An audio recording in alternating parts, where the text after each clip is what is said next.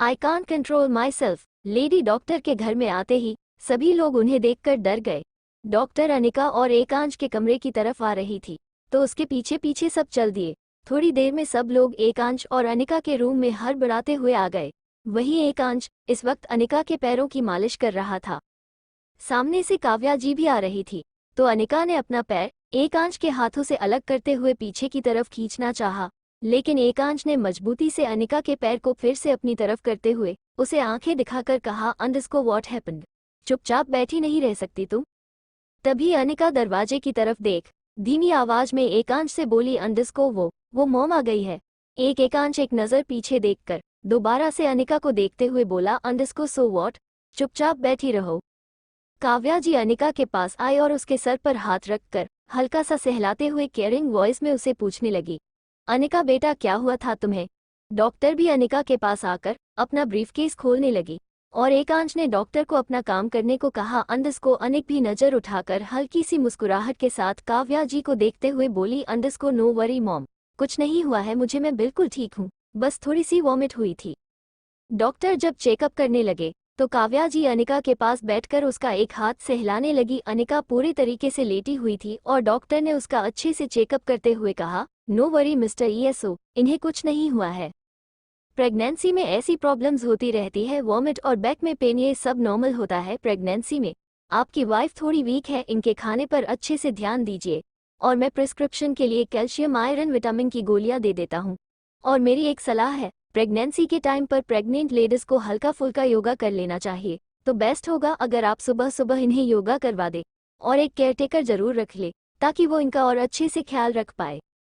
Doctor ने जल्दी से अपने ब्रीफकेस से दवाई निकाली और एकांश को पकड़ाकर वहां से जाने लगी। वीर डॉक्टर को नीचे तक छोड़ने के लिए गया। वही बिन्नी जो चुपचाप खड़ी थी वो भी अनिका के पास आकर बोली, अंडरस्को अनु तो धीरे धीरे कितनी वीक होती जा रही है यार, अच्छे से खाना खाया कर। तभी मिहिर चुलबुली आवाज में अनिका के पास आते हुए बोला, भाभी बिन्नी जी सही कह रही है, आपका चेहरा कितना मुरझाया हुआ है, शायद आप दवाइयां नहीं लेती टाइम पर। अनिका अपनी गर्दन हिलाते हुए मिहिर को बोली, नहीं ऐसी बात नहीं है, दवाइयां तो मैं टाइम पर लेती हूँ, लेकिन अब मेरी बॉडी इस तरीके से रिएक्ट कर रही है तो मैं क्या करूँ। तभी मिहिर बड़ी सी मुस्कुराहट चेहरे पर लाते हुए बोला, अंडरस्को आप कुछ मत करिए भाभी, आपने सुबह से कुछ नहीं खाया होगा और आई गेस आपको कुछ खट्टा खाने का मन कर रहा होगा, है ना? खट्टा का नाम सुनकर तो अनिका के मुंह में पानी आ गया और उसने जल्दी से अपना चेहरा हाँ में हिलाया और बोली, जा मिहिर तुम सही कह रहे हो, मुझे खट्टा खाने का मन कर रहा है।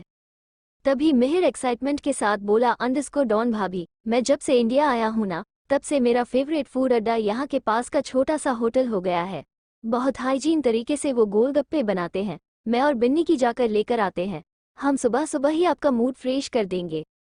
काव्या जी उसे रोकते हुए बोली, अंडरस्को मिहिर अनिका ने परसों रात ही गोलगप्पे खाए हैं, ऐसे रोज रोज ऐसी चीज खाना। तभी अनिका काव्या जी के हाथ पर हाथ रखकर बोली, अंडरस्को मॉम प्लीज खाने दीजिए ना, नाम सुनते ही क्रेविंग होने लगी है। और फिर वो मिहिर से एक्साइटमेंट के साथ बोली, मिहिर तुम पापड़ी चाट टिक्की और थोड़ी सी रसमलाई भी लेकर आना, उफ मजा आ जाएगा खाकर। मिहिर जल्दी से बोला, अंडरस्को ओके भाभी, और फिर वो बिन्नी का हाथ पकड़कर बोला, अंडरस्को चलिए बिन्नी जी हम दोनों लेकर आते हैं सामान, मैं बाइक चलाऊंगा और आप पीछे से सामान पकड़ लेना। एकांश सब कुछ जो चुपचाप सुन रहा था वो अनिका को घूरते हुए बोला, और भी कुछ मेनू में बाकी है तो वो भी मंगा लो। तभी अनिका के दिमाग की बत्ती जली और वो मिहिर को पीछे से टोकते हुए बोली, अंडरस्को मिहिर सुनो ना, थोड़ी सी जलेबी भी लेकर आ जाना, रसमलाई के साथ अच्छी लगेगी। इतना सुन तो एकांश की आंखें हैरत से और बड़ी हो गई। वो अनिका को घूरने लगा, लेकिन कर भी क्या सकता था वो बेचारा, ऐसी हालत में अनिका जो बोलती वो होता। मिहिर बिन्नी का हाथ पकड़े ही स्टेयर से नीचे उतरते बिन्नी से हंसते बोलते मेंशन से निकलने वाला था। तभी ओबरॉय मेंशन के दरवाजे से डॉक्टर को छोड़कर अंदर आते वीर ने उन दोनों को एक साथ देख लिया। साथ ही उसकी नज़र मिहिर के हाथ में बिन्नी की कलाई पर पड़ी और एकदम से उसे झटका सा लग गया। वो उन दोनों के सामने आकर दोनों को घूरते हुए और फिर दोनों के हाथ को देखते हुए बोला, अंडरस्को बड़ी दोस्ती यारी चल रही है दोनों में, कहाँ जा रहे हो? मिहिर बोला, अंडरस्को वो वीर हम ना अनिका भाभी के लिए गोलगप्पे और उनकी पसंद के और भी चीज लेने जा रहे हैं, उन्हें खाने की क्रेविंग हो रही है। मिहिर एक्सप्रेशन लेस चेहरे के साथ मिहिर को घूरते हुए अपने दोनों हाथों को बांधकर बोला, अंडरस्को अच्छा तुम दोनों जा रहे हो? मिहिर ने फिर से जवाब दिया अंडरस्को हाँ वीर, मैं बाइक लेकर जा रहा हूँ। बिन्नी पीछे से सामान पकड़ लेंगी और मैं बाइक दौड़ाते हुए जल्दी से आ जाऊंगा। वीर अपने दोनों आंखें और बड़ी करते हुए बोला एक काम करो, सारे सामान की लिस्ट तुम मुझे दे दो, बिन्नी को लेकर मैं चला जाता हूँ। तुम बाइक चलाते हुए अच्छे नहीं लगते। आखिरकार तुम ओबरॉयस के बेटे हो, तुम कहीं निकलो तो अपनी मर्सिडीज में निकला करो। वीर बेवजह ही मिहिर पर तंज कसते हुए बोला अंडरस्को मिहिर को समझ नहीं आया कि वीर ऐसा क्यों बोल रहा है। उसकी मर्जी, वो बाइक से जाए, अपनी मर्सिडीज से जाए या फिर पैदल। वीर ने बिन्नी का हाथ पकड़ा और बिना उसे देखे वीर मिहिर की को घूरते हुए बोला अंडरस्को चलो बिन्नी। वो बिन्नी का हाथ पकड़े उसे ले जाते ही जा रहा था, तभी पीछे से मिहिर बोला अंडरस्को अरे सुनो तो, ये तो पूछो कि कहाँ से सामान लेकर आना है। लेकिन वीर उसकी नहीं सुनता और वो बिन्नी का हाथ पकड़े मेंशन से बाहर चला गया। बाहर पार्किंग एरिया में वीर की ग्रीन कलर की केटीएम खड़ी थी। वीर जल्दी से अपनी केटीएम पर बैठा और फिर बाइक स्टार्ट करके वो बिन्नी के बैठने का इंतजार करने लगा। बिन्नी दोनों हाथ बांधे खड़े वीर को उसके पीछे से घूरते लगी। वीर ने जब महसूस किया कि बिन्नी उसके पीछे बैठ नहीं रही है तो उसने बाइक का स्टार्टर बंद कर पीछे मुड़कर बिन्नी की तरफ एक्सप्रेशन लेस चेहरे के साथ देखा और फिर थोड़ी सी गर्दन टेढ़ी करके बिन्नी को ऊपर से नीचे तक देखते हुए बोला क्या हुआ। बिन्नी जो कि व्हाइट कलर के टॉप और ब्लू जीन्स में थी, उसके सुंदर कमर, एक बाल खुले थे और गले में उसने एक रिंग वाली चेन पहनी हुई थी। होठों पर हल्की गुलाबी लिपस्टिक में उसका लुक बेहद किलर लग रहा था। वो अपने ब्लू जीन्स के पॉकेट में दोनों हाथ डालकर बोली अंडरस्को मुझे नहीं जाना कहीं तुम्हारे साथ, मुझे अपने बाइक की चाबी दे दो, मैं खुद चली जाऊंगी। इस बात पर वीर हैरत से आंखें बड़ी करते हुए बिन्नी को देखकर उससे पूछने लगा ओ रियली, तुम्हें बाइक चलानी आती है। बिन्नी भी तंग कर बोली अंडरस्को और नहीं तो क्या, वो भी तुमसे ज्यादा अच्छी। वीर अपनी गर्दन हिलाते हुए बोला अंडरस्को अच्छा, मुझे नहीं पता तो तुम्हें स्कूटी के अलावा बाइक भी संभालनी आती है, वो भी केटीएम। बिन्नी फिर से फुल एटीट्यूड में बोली अंडरस्को ओ हेलो, अपने आप को ज्यादा हीरो मत समझो, समझे। ऐसी कोई चीज नहीं है जो बिन्नी चतुर्वेदी नहीं कर सकती और केटीएम मैं पहले ही सीख चुकी हूँ। अब जल्दी से चाबी देते हो या मुझे पैदल जाना पड़ेगा, क्योंकि मैं तुम्हारे साथ तो नहीं जाने वाली। वीर सवालिया नजरों से बिन्नी को देखते हुए पूछता है अंडरस्को लेकिन मेरे साथ क्यों नहीं जाना चाहती, अब तुम्हें क्या प्रॉब्लम है, पहले तो मेरे आगे पीछे चक्कर काटती रहती थी। बिन्नी एक गहरी सांस लेकर बोली अंडरस्को पहले की बात और थी वीर, तब मैं मेचियो नहीं थी, लेकिन अब मैं मेचियो हूँ, समझे। अब जल्दी से अपनी बाइक पर से उतरो, मुझसे ज्यादा बकवास मत करो। तभी वीर बाइक से दोबारा से चाबी निकालते हुए अपनी उंगली में चाबी की रिंग घूमते हुए सीटी बजाकर बिन्नी से बोला अंडरस्को चाबी चाहिए, बाइक चाहिए, ले लो, लेकिन मैं भी तो देखूं तुम कैसे केटीएम चलाती हो। बिन्नी एकदम से वीर की उंगली से चाबी का गुच्छा उसके तरफ झुककर छीनते हुए उसे एक प्रश्नलेस फेस और एटीट्यूड भरी नजरों से देखते हुए बोली अंडरस्को देखना है ना तो मैं तुम्हारी बाइक लेकर जा रही हूँ, तुम ना पैदल दौड़ते हुए आओ, अब उतरो जल्दी से। वीर एकदम स्टाइल से बाइक के पीछे से पर घूमते हुए उतरकर खड़ा हो गया। वीर भी इस वक्त व्हाइट शर्ट और ब्लू जीन्स में था, दोनों एक ही जैसे कलर के कपड़ों में काफी ज्यादा क्यूट लग रहे थे। वीर ने अपने दोनों हाथ फैलाकर बाइक की तरफ देखते हुए कहा अंडरस्को ये लो, चला लो मेरी बाइक, कर दो मेरे 2 लाख का सत्यानाश। बिन्नी नाक चढ़ाते हुए वीर को देखकर बोली अंडरस्को you just shut up, okay. और फिर बिन्नी स्टाइल से केटीएम पर बैठते हुए चाबी लगाकर बाइक स्टार्ट करने ही लगी। तभी अचानक से उसे अपने दोनों कमर पर किसी की पकड़ महसूस हुई। बिन्नी ने जब अपने पीछे देखा तो बाइक पर उसके पीछे वीर बैठा हुआ था। बिन्नी अपनी कमर से वीर का हाथ हटाने की कोशिश करते हुए बोली अंडरस्को वीर क्या कर रहे हो, कोई देख लेगा और तुम मेरे पीछे क्यों बैठ गए, उतरो। तभी वीर बिन्नी की पतली कमर को अपने दोनों सख्त हाथों से और कसते हुए उसकी पीठ को खुद से चिपकाते हुए बोला अंडरस्को चुपचाप बैठी रहो बिन्नी, मुझे नहीं लगता तुम केटीएम ठीक से चला पाओगी, कहीं तुम्हारा एक्सीडेंट हो गया तो बिना वजह तुम्हारा खड़ूस पापा मेरे घर पर डंडा लेकर पहुंच जाएंगे, अब जल्दी से चलाओ, वहां अनिका भूखी है। बिन्नी इरिटेट होते हुए बाइक स्टार्ट करती है, उसे केटीएम चलानी आती थी, पहले वीर ने कभी उस पर ध्यान नहीं दिया, इस वजह से उसे ये पता नहीं था। बिन्नी वीर की ग्रीन कलर की केटीएम स्टार्ट करके ओबरॉय मैंशन के पार्किंग एरिया से बाहर चलती गई और वीर आगे के शीशे में बिन्नी के चेहरे को देख रहा था, जिसका ध्यान इस वक्त सिर्फ सड़क पर था। और वो मन ही मन सोचने लगा, 2 ही दिन में मैं इसे इतना टेंशन कैसे देने लग गया, कहीं ये कुछ गलत मतलब ना निकाल ले इन सब चीजों का। जो कुछ भी हो रहा है बस होता ही जा रहा है, I can't control my self. Binni के लिए पजेसिवनेस मेरे अंदर कैसे आ रही है। और फिर वो एक गहरी सांस लेकर फिर से सोचने लगा, डैम वीर, तू भी ना, एक हफ्ते में तो तू चला भी जाएगा। इतना ज्यादा दिल दुखाया है तूने बिन्नी का, एक अच्छी सी फ्रेंडशिप जरूरी है इसके साथ। Binni is so cute girl. इधर बिन्नी सड़क पर बाइक दौड़ाते दौड़ाते छोटी सी मुस्कुराहट के साथ एक नज़र अपनी दोनों कमर की साइड पर वीर का हाथ देखकर खुद से ही बोली, अंडस्को मुझे पता है वीर, तुम्हें जलन होती है जब वीर मेरे साथ रहता है। मैं तुम्हें जबरदस्ती अब अपने साथ नहीं बांधना चाहती, तुम शौक से अपना करियर बनाओ, मैं कभी तुम्हारे बीच नहीं आऊंगी। अब I love you very much, but मैं तुम्हें अब सक्सेसफुल देखना चाहती हूँ, भले ही तुम मेरे लवर बनो या ना बनो। कहानी आगे जारी है। तो भाई यहाँ बहुत लोग रिया को भी याद कर रहे हैं, उसका भी सीन आएगा और जल्द ही आ जाएगा, मे बी कल ही आ जाए। सो नो वरी, इस कहानी में जब तक सारे कैरेक्टर मरेंगे नहीं जिद तब तक आपको एंटरटेन करने कैरेक्टर्स आते ही रहेंगे। आपका दिन शुभ हो। चमकता दिल दो दिल CH 146 रोमांस इन बाथरूम। वीर बिन्नी के पीछे KTM पर बैठे हुए था, वही बिन्नी KTM चला रही थी और उसके खुले बाल हवा में लहराते हुए वीर के चेहरे की तरफ पीछे आ रहे थे। वीर मन ही मन बन्ने के बालों को अपने चेहरे से साइड करते हुए बोला, अंडस्को बेवकूफ लड़की, हेलमेट भी नहीं लेने दिया इसने जल्दबाजी में, मुझे भी पता नहीं कौन सा स्टाइल मारना था इसके आगे, हेलमेट तो मैं वही भूल गया और खुद भी चुड़ैलों की तरह बाल खुला करके आए है। वीर बेटा, पुलिस ऑफिसर का बेटा है तू, ऐसी लापरवाही नहीं करनी चाहिए थी तुझे। जाते वक्त तो बिन्नी ने KTM एक अच्छे से होटल के सामने रोक दी, जहां से वो खुद भी फास्ट फूड वगैरह खरीद कर खाया करती थी। वहां बाइक रोकते ही इन्नी वीर को बिना देखे बोली, अंडस्को उतारो। वीर एकदम से उतर गया और बिन्नी भी बाइक से उतरते हुए अपनी वाइट शर्ट के स्लीव्स को हल्का ऊपर करते हुए स्टाइल से होटल के अंदर जाने लगी। वीर पीछे से उसे देखकर अजीब सा रिएक्ट करता है। बिल्ली अंदर जाकर काउंटर पर ऑर्डर देती है, फिर कुछ सोचकर वो पीछे मुड़कर वीर की तरफ देखकर बोली, अंडस्को तुम भी कुछ खाओगे। वीर ने हल्की मुस्कुराहट के साथ अपना चेहरा ना में हिलाते हुए बिन्नी को मना कर दिया। बिन्नी भी एक आईब्रो को उचकाते हुए वीर को देखकर बोली, अंडस्को तुम हमेशा सडू के सडू ही रहोगे, ये नहीं कि अब न जाने कितने सालों बाद मिलेंगे, एक साथ बैठकर कुछ खा ले। बिन्नी इरिटेट होते हुए अपने गर्दन हिलाकर फिर से काउंटर की तरफ देखने लगी। तभी वीर पीछे से काउंटर पर खड़े शख्स से बोला, अंडस्को एक्सक्यूज मी, मैडम ने जो सब अभी ऑर्डर किया ना, वही सब हम टेबल पर बैठे हैं, दोनों के लिए लगा दीजिए और पैक अलग से करके दीजिएगा। बिन्नी चौंकते हुए अपनी आंखें बड़ी करती है और फिर से पीछे मुड़कर वीर को देखते हुए बोली, अंडस्को ये क्या था।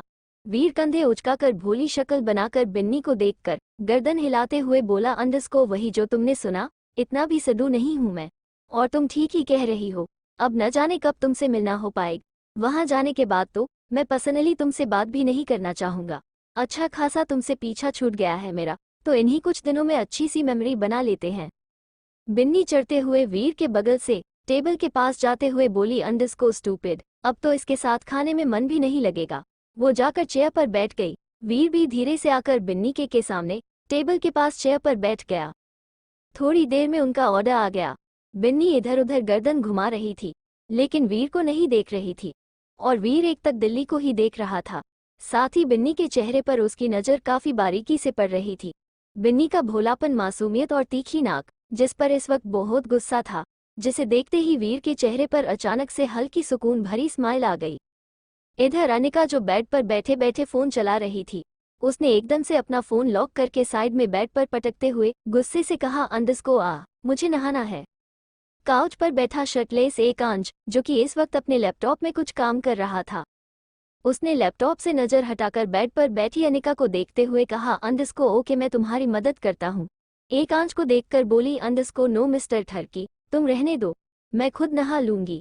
एकांश ने अपना लैपटॉप बंद करके सामने टेबल पर रखा और काउच से खड़ा होते हुए अनिका के करीब बेड के पास आते हुए बोला, अंडस्को बट वाई, तुम्हें नहाने में पहली बार मदद कर रहा हूँ क्या मैं। अनिका आंखें बंद करके इरिटेट हुए बोली, अंडस्को ओ मिस्टर ठरकी, वाई यू डोंट अंडरस्टैंड। अब मेरा टमी निकल गया है तो मेरी बॉडी अजीब सी दिखने लग गई है, ऐसे में तुम मुझे देखोगे मुझे शर्म आएगी, तुम रहने दो, मैं खुद जाकर नहा कर आ जाती हूँ। एकांश अनिका के ऊपर से ब्लैंकेट हटाते हुए उसके चेहरे की तरफ झुककर उसके मासूम चेहरे को बारीकी से अपनी हार्ड नजरों से देखते हुए बोला, अंडस्को ओह रियली, तुम्हें क्या लगता है तुम जो सोचती हो मैं भी वही सोचता हूँ। नो बेबी, तुम हमेशा से मेरे लिए मेरी प्रिंसेस हो, मेरी प्रिंसेस मेरे बच्चे को अपने पेट में लेकर इतना दर्द सह रही है, और मैं छोटी चीज़ों पर ध्यान दूंगा। तुम जैसी भी हो बहुत ब्यूटीफुल लगती हो मुझे। हाँ, अब इससे ज़्यादा तारीफ मुझे नहीं होगी। चलो चुपचाप। एकांश ने फिर अनिका को एकदम से गोद में उठा लिया। अनिका एकांश को मना करते हुए उसके दोनों कंधों पर अपने बाहों का घेरा डालते हुए मुंह बना नीती है। एकांश ने अनिका को उठाते हुए अंदस को शुश, ज्यादा बकवास नहीं, लेट सहो, आज साथ में शावर लेंगे। अनिका फिर से हैरान होते हुए एकांश के हार्ड फेस को देखकर बोली, अंदस को लेकिन तुम तो नहा चुके हो ना। एकांश हल्की सी गर्दन अनिका की तरफ झुकाते हुए उसके चेहरे के बेहद करीब आकर बोला, अंदस को तुम्हारे साथ नहाने के लिए 100 बार नहा कर भी हाँ कहूंगा बेबी। इधर बिन्नी पापड़ी चाट खाते हुए मन ही मन सोचने लगी, मुझे इतना अजीब क्यों लग रहा है वीर के सामने। पहले तो कभी नहीं लगा। मैं तो इससे इतना फ्लर्ट किया करती थी और इसके मुंह पर बोलती थी कि मैं इसे अपना बॉयफ्रेंड बनाकर रहूंगी। तब भी मुझे शर्म नहीं आती थी, लेकिन अब अंदर ही अंदर दिल में कुछ कुछ हो क्यों रहा है। और ये वीर अचानक से इसे क्या हो गया है। मेरे चेहरे से नजर ही नहीं हट रही इसकी। खाने में भी अनकंफर्टेबल फील हो रहा है मुझे भी। बोलते हुए बिन्नी पापड़ी चाट की पपड़ी उठाकर खा ही रही थी कि अचानक चाट की लाल चटनी उसके होठों पर लग गई, जिस पर उसने ध्यान नहीं दिया। वो खा ही रही थी। इधर वीर न जाने क्यों बिन्नी के ही चेहरे को देखना चाह रहा था। उसने बिन्नी के होठों पर देख लिया और बिन्नी को बताने के लिए वो कोशिश कर ही रहा था कि तभी बिन्नी ने उसके असमंजस से भरे चेहरे को देखते हुए उससे पूछ लिया, अंदस को व्हाट हैपेंड। तुम्हारे हिस्से का भी मैं नहीं खाने वाली, आराम से बैठ कर खा लो। बिन्नी इतनी भूखड़ नहीं है। तभी वीर कोशिश करते हुए बोला, अंदस को बिन्नी वो तुम्हारे। बिन्नी अपने आप को देखते हुए फिर से वीर की तरफ नजरें करके बोली, अंदस को क्या मेरे। वीर बिन्नी के होठों की तरफ भी इशारा करता है, लेकिन बिन्नी कुछ समझ पाती इससे पहले ही वीर खुद उठकर अपनी जगह पर खड़े होते हुए ही बिन्नी की तरफ झुककर अपना हाथ बिन्नी के होठों पर लगा रेड सॉस अंगूठा उसके होठों पर लगाकर साफ करते हुए बोला, अंदस को ये तुम्हारे होठों पर लगा था। वैसे ये सीन हर टीवी सीरियल फिल्मों में जरूर आता है, पता नहीं क्यों ये हर कपल में कंपलसरी हो गया है। लिखते वक्त दिमाग में आ रही थी वाई चीज, तो सोचा आप लोगों से बोल दूं, टीयर्स ऑफ जॉय। चलिए कहानी पर दोबारा वापस आते हैं। वीर के चेहरे को अपने इतने करीब बिन्नी ने देखा था। वो 2 पल को लिए जम गई और फिर अपना चेहरा हल्का झटकते हुए अपने सेंस में आकर बोली, अंदस को ये तुम दूर रहकर भी बोल सकते थे वीर। अब जल्दी खाओ, हम अनु के लिए सामान लेने आए थे और खुद खाने पीने लगे। इधर एकांश अनिक को बाथरूम में ले आया। उसने अनिका को शावर के पास खड़ा कर दिया। सामने शीशा लगा हुआ था जिसमें अनिका और एकांश का प्रतिबिंब साफ साफ दिखाई दे रहा था। अनिका चुपचाप नजरें झुकाकर एकांश सामने खड़ी हो गई।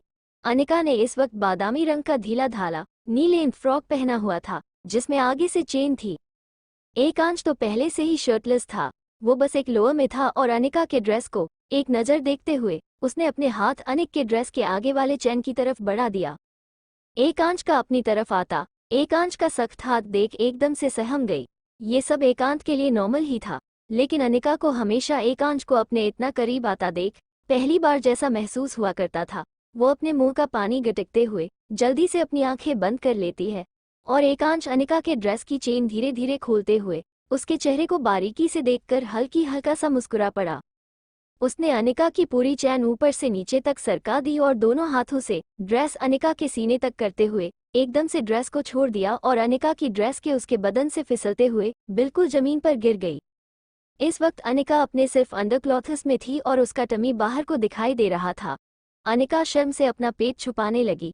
तभी एकांश ने उसके पेट पर घिरे अनिका के दोनों हाथों को पकड़कर साइड करते हुए वो घुटनों के फ्लो पर बैठ गया और अनिका के उभरते टमी पर एक गहरी सांस लेकर किस करते हुए उसने आंखें बंद कर ली और अनिका के टमी से अपने गाल को टच किए हुए वो 2 पल के लिए आंखें बंद करके उसे महसूस करने लगता है। ये महसूस कर अनिका अपनी आंखें खोलती है और वो एकांश के सिर पर हाथ रख उसके बालों को सहलाते हुए हल्का सा मुस्कुरा करती है। एकांश गहरी सांस लेकर आंखें खोलता है और नजर उठाकर अनिका को देखते हुए वो धीरे से खड़ा हो गया। अनिका एकांश के नीचे से ऊपर उठते चेहरे को देखते ही रही। एकांश जब पूरे तरीके से खड़ा हुआ तो अनिक अपना पूरा सर उठाकर एकांश को मुस्कुराते हुए देखने लगी। एकांश ने भी अपने दोनों हाथों में अनिका का चेहरा भर लिया और उसे अपनी गहरी आंखों से देखते हुए उसके नोज पर आकर किस कर दिया। किस करने की वजह से अनिका ने क्यूट फेस बनाते हुए मुस्कुराकर आंखें बंद कर ली और फिर एकांश ने अनिका के राइट गाल पर सॉफ्ट किस कर लिया। अनिका फिर से गहरी सांस लेकर एकांश के दोनों कमर पर अपना हाथ रख लेती है और फिर एकांश अनिका के लेफ्ट गाल पर भी आकर किस कर देता है, फिर फोरहेड पर, और उसके बाद एकांश शिद्दत से अनिका के होठों को देखने लगा और फिर उसने अनिका के होठों पर भी अपने सख्त होठ रख वहां भर भर कर वेट किसेस करने लगा। अनिका भी एकांश की किस में इन्वॉल्व होने लगी। दोनों की सांसें एक दूसरे में उलझ रही थी और माहौल और भी ज्यादा रोमांटिक होता जा रहा था। धीरे धीरे दोनों के हाथ एक दूसरे की पूरी बॉडी पर चल रहे थे। दोनों एक दूसरे के जिस्म की गर्माहट अपने हाथों में महसूस कर पा रहे थे। अनिका के कमर पर एकांश का हाथ फिसल रहा था। कुछ देर बाद एकांश ने खुद ही अनिका के होठों को छोड़ दिया, क्योंकि अब अनिका रिस्पांस देना बंद कर रही थी। ओब्वियसली वो सांस लेने में अटक रही थी। एकांश ने अनिका को पकड़े हुए ही उसके होठों को छोड़ दिया। अनिका गहरी सांस लेने लगी। एकांश अनिका को शावर के नीचे ले जाकर एक बटन दबाते हुए शावर ऑन कर देता है। दोनों के ऊपर शावर का पानी तेजी से पड़ने लगा और अनिका एक सांस से लेते हुए एकांश के सीने से चिपक गई। एकांश ने भी अनिका के लंबे काले बालों को सहलाते हुए उसके चेहरे को अपने सीने से लगाए रखा। ये पल उसके लिए बहुत ज्यादा सुकून भरा था। इधर बिन्नी ने वीर को केटीएम चलाकर तो दिखा ही दिया था। अब वीर केटीएम चल रहा था और बिन्नी उसके पीछे सामान लेकर बैठी हुई थी। तभी अचानक से सड़क पर ट्रैफिक पुलिस ने उन्हें रोक लिया और उन ऑफिसर्स में से एक ने वीर को पहचान लिया। वो डंडा लेकर वीर की बाइक के पास आते हुए बोला, अंदस्को, अगर मैं पहचानने में गलती नहीं कर रहा हूँ तो तुम तो कमिश्नर ऑफिसर के बेटे हो ना। गर्लफ्रेंड को पीछे बैठाकर स्टाइल करने के चक्कर में हेलमेट लगाना भूल गए ना। वो पुलिस ऑफिसर उसके पीछे बैठी बिन्नी को देखकर बोल रहा था। वही बिन्नी चौंकते हुए वीर को देखने लगी। जानिए आगे क्या होगा। इनका रिएक्शन आगे जा रही है। आपका दिन शुभ हो।